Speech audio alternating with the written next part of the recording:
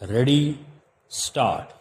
Sri R.K. Singh, learn, senior counsel appearing for the respondent accused, countered the above arguments addressed on behalf of the appellant by contending that right to liability was a fundamental right of a person under Article 21 of the Constitutions of India, and that right could be curtailed only by a procedure known to law, and if that procedure established by law is not followed by the courts while refusing to grant bail, it is open to the aggrieved person to challenge and re-challenge the same before an appropriate forum.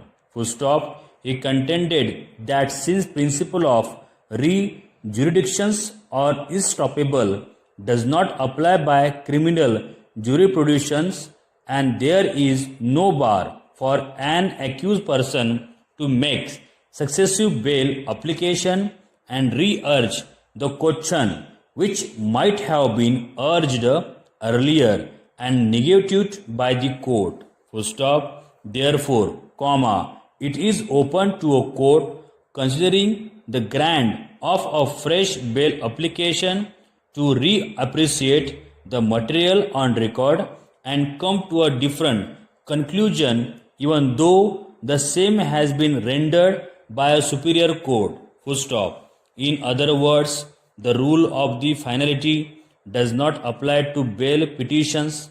Full stop. He further submitted that the courts below, while considering the eventually value of the retracted confession in the earlier bail application, did not really appreciate the true legal position in law, and this court in Hari Charan versus State of Bihar 1964 and which had laid down that the reacted confession is a weak type of the evidence. Full stop. The learned counsel argued that in the present case, apart from the reacted confession of one of the co-accused, there is no supporting or corroborative evidence available for the prosecution, hence it is criteria clear that the prosecution has failed to establish a prima facie case.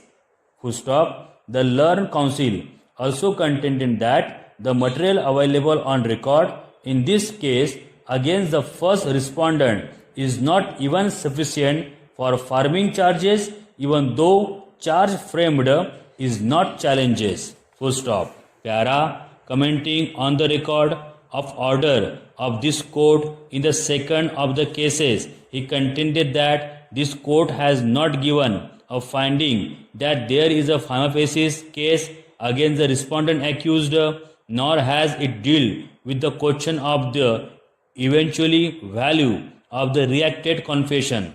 Full stop. Hence, the High Court was justified in going into this aspect of the case and coming to the conclusion that the prosecution case does not establish a prima facie case against the respondent accused. Full stop. He also placed on various judgments which were cited before the High Court in support of this argument. Full stop. Learned counsel submitted that existence of prima facie case is a sine qua for the refusal of bail, and even if such a prima facie case is existing still, it is well open to the accused persons to seek bail on other grounds. But if there is no prima facie cases made out from the prosecution material, then the question of looking into the other ground for grant of bail does not arise, since lack of prima facie